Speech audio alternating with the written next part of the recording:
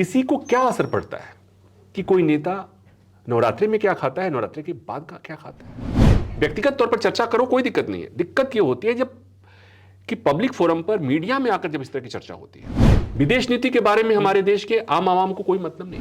हमने लहसुन प्याज के महंगाई पर सरकारों को बनती और बिगड़ती देखा है। आज के समय में मानो कोई मुद्दा ही नहीं है। आम आवाम को भी मानो कि महंगाई से कोई मतलब ही नहीं। नमस्कार, न्यूज 24 देख रहे हैं आप। मैं हूं आशुकेश तिवारी, मेरे साथ है प्रभाकर मिश्रा। और आज न्यूज 24 के इस कार्यक्रम में हम बात करने वाले हैं 2024 लोकसभा चुनाव के मुद्दों के लेके। 2024 में मान सकते हैं आप, 24 में होने वाले विधानसभा को भी देख सकते हैं, 25 में होने वाले विधानसभा को भी देख सकते हैं। बेसिकली आज हम बात करने वाले हैं कि जो चुनाव होते हैं, या फिर वो लोकसभा के चुनाव हो या फिर वो विधानसभा के चुनाव हो, उन चुनाव में मुद्दे क्या होते हैं, आपके मुद्दे क्या होते हैं, आप जो वीडियो देख रहे हैं उनके, आपके जो पड़ोस में रहते हैं उनके मुद्दे क्या होते हैं, और आप तक कौन से मुद्दे पहुंचाए जाते हैं। अभी जब आप मुस्लिम लीग, कांग्रेस का जब मैनिफेस्टो जारी हुआ, बीजेपी ने कहा कि इसमें मुस्लिम लीग की झलक है, आप उस डिबेट में उलझ गए। आपने तेजस्वी यादव को मछली खाते हुए देख लिया तो आप उस डिबेट में उलझ गए कि भाई मछली खा रहे हैं, नवरात्रि में मछली कैसे खा सकते हैं। लेकिन इसी बीच एक डेटा आया, डेटा ने बताया कि फिर से जो बेरोजगारी दर है भारत में वो बढ़ गई है। फरवरी के मुकाबले 2% बढ़ी है, 8% के आसपास देश में बेरोजगारी दर इस महीने पहुंच गई है, और बोला जा रहा है कि अगले महीने इसमें और ज़्यादा ग्रोथ होगी। यही नहीं, ये बेरोजगारी दर लगातार बढ़ते आ रही है। एक टाइम था इसी सरकार में 2019 के बाद जो चुनाव हुए थे, दूसरा जो बीजेपी का टर्म था, उसमें 2022 में बेरोजगारी दर सबसे ज़्यादा थी। 2022 फरवरी में 11% के आसपास, अभी भी 8% पे हैं, आगे बढ़ रहा है। हो सकता है उस रिकॉर्ड को भी तोड़ दिया जाए, लेकिन ये खबर आप तक नहीं पहुंची होगी, ज़्यादातर लोगों ने चलाई नहीं होगी, और आज हम चला रहे हैं, आज हम आपको बता रहे हैं। हमने इस पर कल पैकेज भी किया था, न्यूज़ 24 पे आप जाके देख सकते हैं। लेकिन सवाल यही है सर कि जो मुद्दे उनको बताने चाहिए, जो हमारे व्यूवर्स को बताने चाहिए, वो भी हम नहीं बता पाते हैं। दुनिया के तमाम देशों में जब चुनाव होते हैं तो वहाँ पर मुद्दे होते हैं महंगाई, बेरोजगारी, अर्थनीति और विदेश नीति। अपने यहाँ जी, जब चुनाव हैं या होते हैं तो अपने यहाँ के मुद्दे बिल्कुल अलग दिख रहे हैं, और खासकर इस बार जी, चुनाव होने वाले हैं। कल चर्चा किया आपने, आपने जो चर्चा किया कि कल देश के में एक अलग तरह की बहस हो रही थी कि किसी नेता ने नवरात्रि में मछली खा ली। तेजस्वी यादव ने एक वीडियो शेयर किया था, और 8 तारीख का वीडियो था, 9 तारीख को उन्होंने शेयर किया, और उसके बाद से तमाम बड़े मीडिया संस्थानों में सब जगह चर्चा हो गई। और ये चर्चा हुई, और इस चर्चा होने में दिक्कत नहीं है। दिक्कत यह है कि उस चर्चा की आड़ में तमाम उन मुद्दों पर चर्चा नहीं होती, बातें नहीं होती, जिनका सही मायने में आम आदमी के जीवन पर, जनजीवन पर असर पड़ता है। किसी को क्या असर पड़ता है कि कोई नेता नवरात्रि में क्या खाता है, नवरात्रि के बाद का क्या खाता है, कोई नेता किस मंदिर जाता है या नहीं जाता है, वो क्या पहनता है, क्या नहीं पहनता है। मुझे लगता है कि इन मसलों पर जब चर्चा होती है, चर्चा की जाती है, व्यक्तिगत तौर पर चर्चा करो, कोई दिक्कत नहीं है। दिक्कत ये होती है जब कि पब्लिक फोरम पर, मीडिया में आकर जब इस तरह की चर्चा होती है तो इससे जरूरी मुद्दे छूट जाते हैं। और जैसा आपने कहा, इससे लगता है कि बेरोजगारी का दर बढ़ा, महंगाई का दर बढ़ा, और ये बाकी छोड़ दो, विदेश नीति के बारे में हमारे देश के आम आवाम को कोई मतलब नहीं है। सही बात है, उनको कोई मतलब नहीं। उनको तब तक विदेश नीति नहीं समझ में आएगी जब तक उसके खेत पर कोई बाहर वाला उसके मेड़ को कुदाल से नहीं फोड़ लेता है, या उसकी बाउंड्री में कोई अतिक्रमण नहीं करता। उसको दिक्कत तब होती है जब उसका बेरोजगार बेटा, उसकी शादी इसलिए नहीं हो पा रही है क्योंकि उसकी नौकरी नहीं हो पा रही है। उसकी शादी इसलिए नहीं हो पा रही है, उसकी नौकरी नहीं हो पा रही है। नौकरी इसलिए नहीं हो रही है कि वैकेंसी नहीं आ रही है। वैकेंसी आई तो पेपर लीक हो गया, मामला अदालत में चला गया, चुनाव के चलते होल्ड कर गया। बेरोजगारी, महंगाई का मसला यह है कि इस देश में हमने लहसुन प्याज के महंगाई पर सरकारों को बनती और बिगड़ती देखा है। सड़कों पर हुजूम उतर जाता था। आज के समय में मानो कोई मुद्दा ही नहीं है, कोई बात ही नहीं कर, कोई इस पर बात ही नहीं करता था। टीवी में हम लोग, मैं जब आया था ऐसे 20 साल पहले, तो 50 पैसा 70 पैसा जब पेट्रोल डीजल का दाम बढ़ता था तो त्राहिमाम तो त्राहिमाम मच जाता था। हम सड़कों पे उतर जाते थे, हम सवाल पूछते थे, लोगों से पूछते थे, लोग भड़कते थे कि ये हो गया, इतनी महंगाई बढ़ गई, अफोर्ड नहीं कर पा रहे। गैस की किल्लत होती, गैस का दाम बढ़ने के बाद से लोग, दिल्ली सरकार शीला दीक्षित के समय में प्याज के दाम पर आपने देखा होगा कि पूरा दिल्ली सड़कों पे था और पूरा अपोजिशन, तस्वीरें अभी भी हैं। स्मृति ईरानी का वो वाला तस्वीर आपने देखा होगा, गैस सिलेंडर लेके प्रोटेस्ट कर रही हैं। आज के जितने बड़े नेता हैं सब लेके करते थे, राजनाथ सिंह भी, सब लोग करते थे, सुषमा स्वराज की तस्वीरें अभी भी है।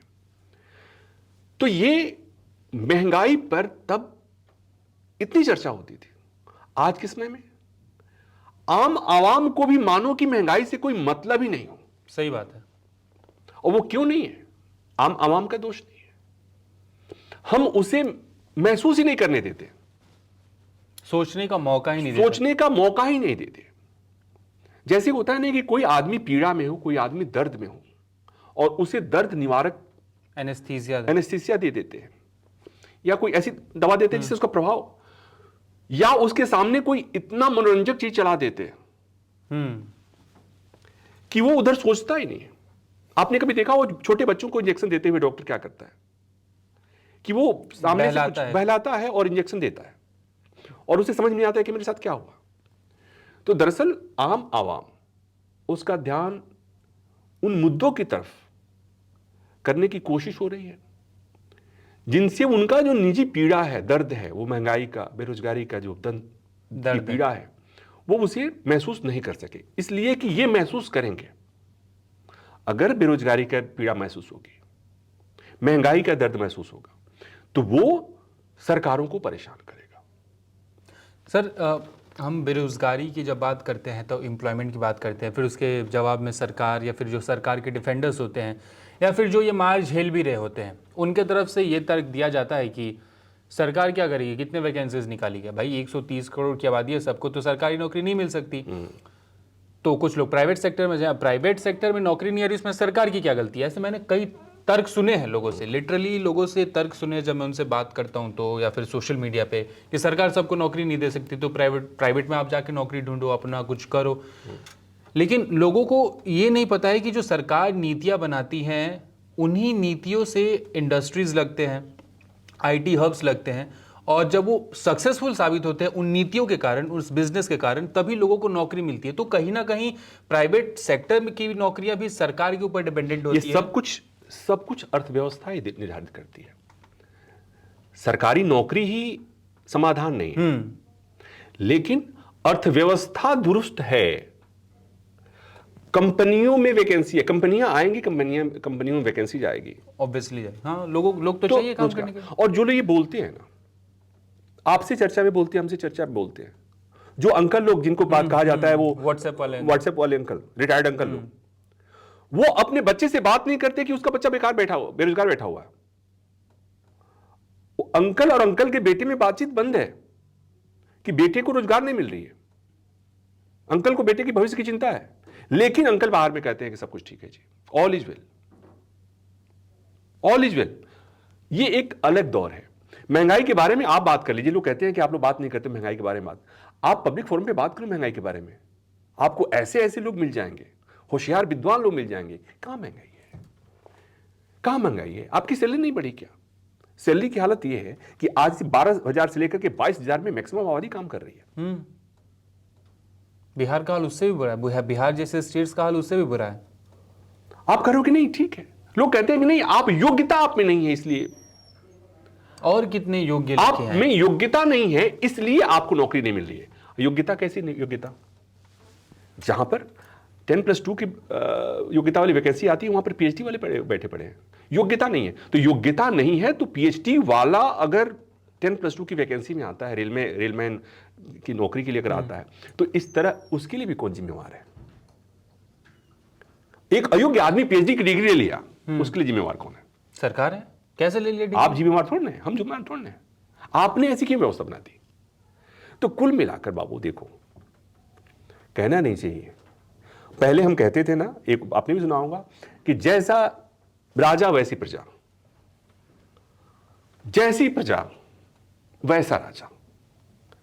जब किसी को महंगाई का असर ही नहीं पड़े, पता ही नहीं चले, चुनाव में जो मुद्दे होते, देखो अगला 5 साल कैसा रहने वाला है, अगली सरकार जो आएगी वो किस तरह काम करेगी, वो बहुत कुछ इस पर निर्भर करता है कि चुनाव के दौरान किन मुद्दों पर बहस हुई, ये सरकार जो आने वाली है किन मुद्दों पर चुनकर आई है। इसलिए कि जो वादे किए जाते हैं उसी के आसपास सरकार काम करती है। हो सकता है कि उस पर नहीं करे, लेकिन करेगी भी तो उसी के आसपास करेगी। तो जब आपके चुनावी मुद्दे में बेरोजगारी रहेगी नहीं, महंगाई है ही नहीं, तो फिर कैसे काम तो चले? क्या मिलेगा आपको? ये जो CSDS का एक सर्वे आया है, अखबारों में छपा हुआ है, हिंदू की रिपोर्ट पढ़ रहा था, उसमें आज भी ये था कि मैक्सिमम आबादी, बड़ी आबादी जो है, जो जैसे मुस्लिम, आदिवासी, इस तरह के लोग हैं, जो समाज का वो तबका जो अल्पसंख्यक और जो गरीब, कास्ट, हाँ, जो माइनॉरिटीज, मतलब उनके लिए महंगाई तो मुद्दा है, बेरोजगार तो मुद्दा है, वो बताते हैं। लेकिन खाया पिया अघाया हुआ जो वर्ग है, जिसे हम कहते हैं आज के डेट में जनरल कैटेगरी, उनके लिए मुद्दा नहीं है। उनके लिए क्या मुद्दा है? मंदिर, मस्जिद, पाकिस्तान, चाइना, मछली खा रहे कि नहीं खा रहे हैं, मछली खा रहा है, नहीं खा रहा है। अब इस पर अब लोग कहते हैं कि मीडिया वाले ही दिखाते हैं। हाँ, दिखा रहे हैं। अब एक बात मुझे बताइए, इसमें सरकार हमेशा ऐसा चाहेगी और ऐसा चाहती है, कोई भी सरकार हो, अब की हो, पहले की हो, आने वाली हो, कोई भी सरकार के लिए बड़ी सहज स्थिति होती है कि वो उन मुद्दों से ध्यान भटकाए जिन मुद्दों पर उसे जवाब देना पड़े। बिल्कुल। तो वो कोशिश करेगी, आपको भटकाएगी। ऑपोजिशन का काम क्या है कि उन मुद्दों की तरफ खींच के लाना जो जमीनी मुद्दे हैं, जो जरूरी मुद्दे हैं, जो आम आवाम के मुद्दे हैं। आप क्या कर रहे हैं? आप कह रहे हैं, तेजस्वी यादव की बात पे कर, उनके ट्वीट में क्या था कि हमने तो IQ टेस्ट करना था जी, भक्तों का और गोदी मीडिया का। अरे आपके IQ टेस्ट के चक्कर में एक दिन पूरा, एक 24 घंटा पूरे देश की मीडिया में यही चर्चा होती रह गई। आप कह रहे हैं कि नहीं हमने तो IQ, अरे आप मत करो ना ऐसा, आप उन्हीं के फील्ड पर, आप उनको क्यों ऐसा मौका देते हो? ये तो उनका, या आप अगर मीडिया को कहते हैं तो आप मीडिया को ऐसा मौका क्यों देते हो? आप मत, इसलिए कि आपका काम हमारी परीक्षा लेना नहीं है, आपका काम मीडिया की परीक्षा लेना नहीं है, आपका काम, आप एक पॉलिटिकल लीडर, हाँ, आपको मुद्दों पर कोई उधर जाना चाहे तो भी उन्हें खींच कर लाइए। आप कह रहे हैं कि आज मैंने मछली दी, फिर अगले दिन कहते हैं कि हमने संतरा दिया, संतरा पे हम बहस करेंगे, ऐसा नहीं होता। आप अगर वही वीडियो वहीं पर आप ऐसा वीडियो करते जिसमें महंगाई की बात होती, बेरोजगारी की बात होती, विदेश नीति की बात होती, तो चर्चा नहीं होती। कोई ना कोई तो उठाता, चर्चा करता, लेकिन आप तो उसे वही मौका दे रहे हैं। तो ये जिसको कहते हैं ना कलेक्टिव फेलियर। तो जैसी प्रजा वैसा राजा वाला मसला आ गया है। इस देश में जो मुद्दे हैं, जमीनी मुद्दे, उस पर कोई बात नहीं करना चाहता, और जो जिम्मेवार लोग हैं, सरकारें, जैसे मैंने कहा, सरकार इस पर करना नहीं चाहेगी, और ऑपोजिशन अभी भी इस बात को समय, आप तमाम पॉलिटिकल पार्टी के घोषणा पत्रों को देख लीजिए, उसमें भी प्रमुखता से रोजगार की बात नहीं होती, महंगाई की बात नहीं होती। लेकिन सर, वो जब कहते हैं कि आप कांग्रेस के घोषणा पत्र देख लीजिए, वो कहते हैं हम आपको सबको उनके हिसाब से वो करने का वो देंगे, आपकी पूजा, और फिर मतलब पूजा, फिर आप प्रार्थना। अरे मैं कह रहा हूं कि मुझे मेरा वो कहते हैं, गाना है कि मेरा ये भी ले लो, मेरा वो भी ले लो। यार मेरे को ना रोजगार दे दो, पूजा मैं खुद कर लूंगा, मैं कर लूंगा। आप कैसे कर लूंगा? मैं कर लूंगा, मैं घर में मूर्ति मैं कर लूंगा, पूजा कर लूंगा। मुझे मेरे को रोजगार दे दो, मेरे बच्चे को रोजगार दे दो, मेरे पड़ोसी को रोजगार दे दो। सारी समस्या का जड़ है। इस देश में जितनी समस्याएं हैं, नौकरी दे दो, सब हल। इस देश में जितनी समस्याएं हैं, जितना बलवा है, जितना बवाल है, जितनी अशांति है, जितना रैलियों में भीड़ है, इस सब समस्याओं का समाधान रोजगार में है। एक आदमी वो 12,000 की नौकरी करता हो या 22,000 की या 1,20,000 की, जब वो जॉब पे कर रहा होता है ना, अपने ऑफिस में जा रहा होता है ना, वो किसी रैली में नहीं जाता, किसी दंगे फसाद में नहीं जाता। बिल्कुल ये नहीं कौन जाता है? ये वो जाता है जिसके पास खलियल होने के बैठे लिए होते हैं, हमारे यहाँ खलियल कहते हैं। खलिहर। हाँ। और खलिहर को इसलिए कि उसे अपने को समझाता है कि मैं कुछ कर रहा हूं, अपने घर वालों को समझाता है कि मैं कुछ कर रहा हूं, या घर वालों को डराता है, पड़ोसी को डराता है कि देखो मैं एक जलसे में, एक जुलूस से मैं शामिल होया हूं, या मेरे साथ 10-20 और लोग हैं, और वो सब तरह के हैं।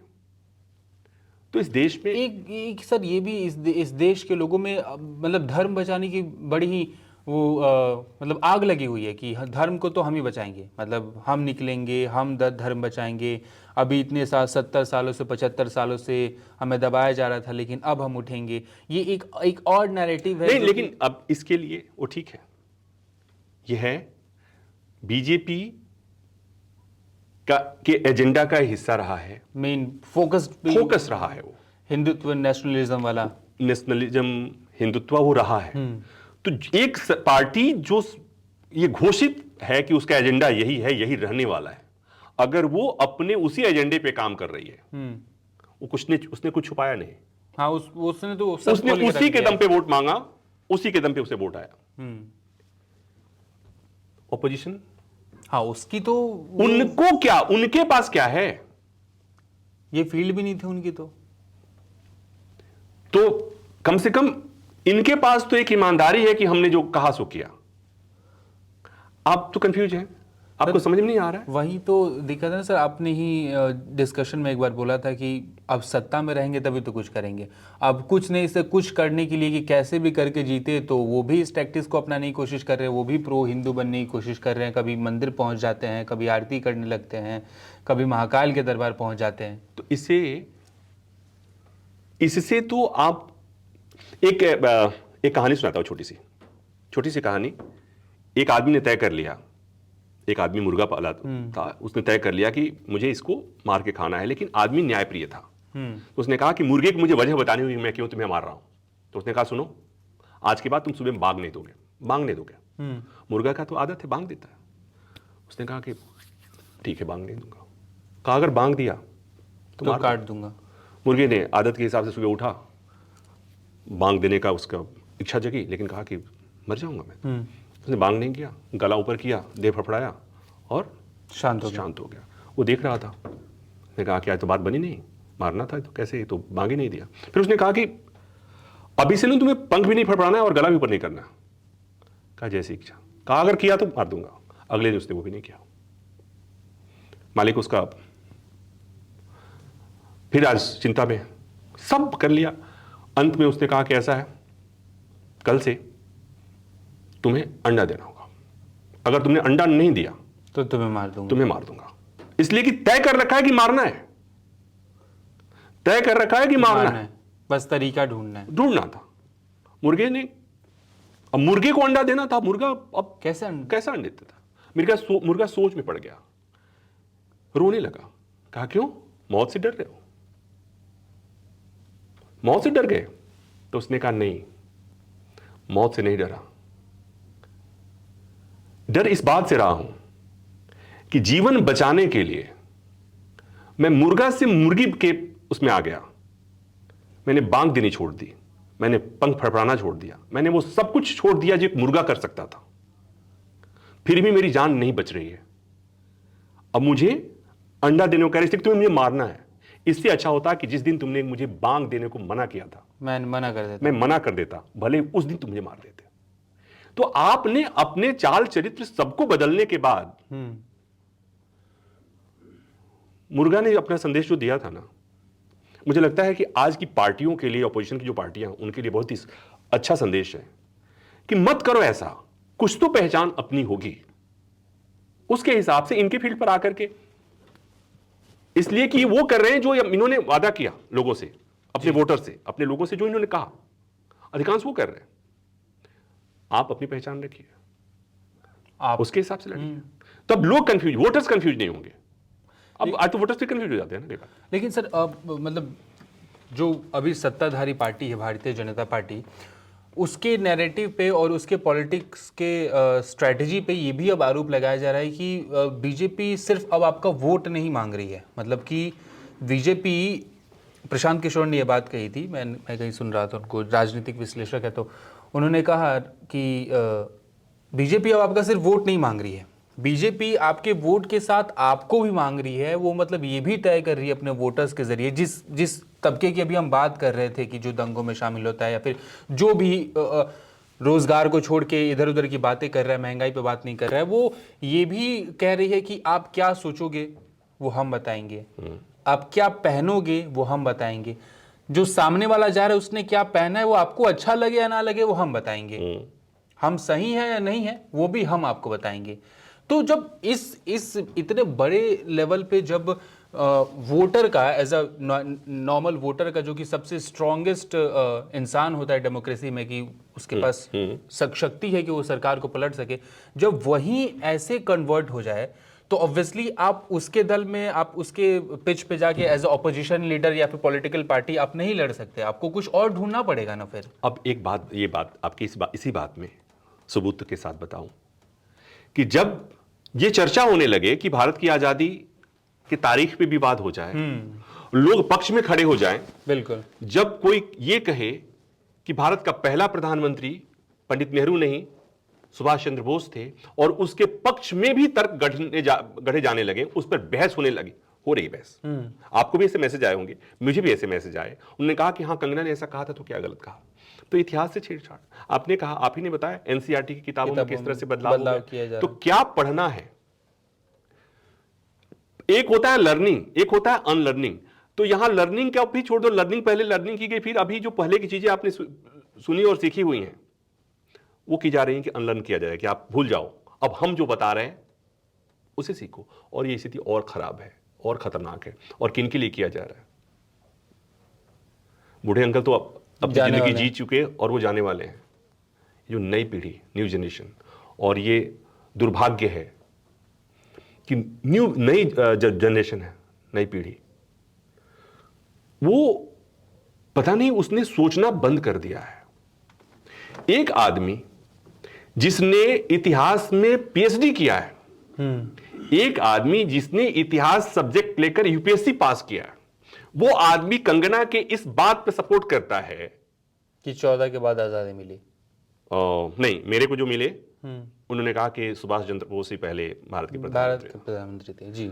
तो जब इस तरह का ये लेवल आ जाए, तो एक रामचरितमानस में वो जब तुलसीदास लिखते हैं ना कि जैसे जैसे जैसे सुरसा मुंह अपना आकार बढ़ाती है, हनुमान जी अपना आकार बढ़ाते जाते हैं, लंकिन ऐसा है ना वो, और फिर वो मक्खी बन करके घुस करके चले जाते हैं।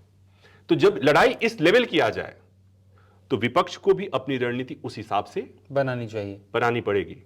लेकिन उस रणनीति में मुर्गा मुर्गी बनने की नौबत न आए, इसलिए कि माया मिली न राम, वो बिहार में गाना बना था, जतियो गईल फतवो ना मिलल, सब कुछ, हाँ सुना है, हाँ नहीं, बहुत मशहूर गाना था, जतियो गईल फतियो ना मिलल, ऐसा कुछ करके गाना था। तो आप ऑपोजिशन को मुद्दों पर बात करनी चाहिए, मुद्दों पर बात करने के लिए बाध्य करना चाहिए सरकार को, जो ऑपोजिशन इस मामले में बुरी तरह फेल है, और इसमें इंस्ट्रूमेंटल हम हैं, द मीडिया इज इंस्ट्रूमेंटल, कि वो उन मुद्दों पर जनता को सोचने का मौका ही नहीं देती है। वो उसके सामने ऑर्केस्ट्रा प्ले कर रही है, उसके सामने वो शास्त्रीय संगीत बजा रही है, उसके सामने वो पता नहीं कौन कौन सी धुन बजा रही है, ताकि इधर ध्यान न जाए, बाकी सब चला जाए। मतलब बेसिकली एनसीईआरटी में सिलेबस का बदलाव हो, रोजगार की बातें हों, बेरोजगारी की बातें हों, महंगाई की बातें हों, वो आपको जानना ज़रूरी है। रिपोर्ट्स आती, देखिए हमें पता चली यानी रिपोर्ट्स आई हैं, आपको पता चल रही है यानी आप किसी चैनल को देख रहे हैं, कहीं ना कहीं से रिपोर्ट्स आती है, आपको पहचानना होगा कि खबरें कौन आप तक पहुंचा रहा है।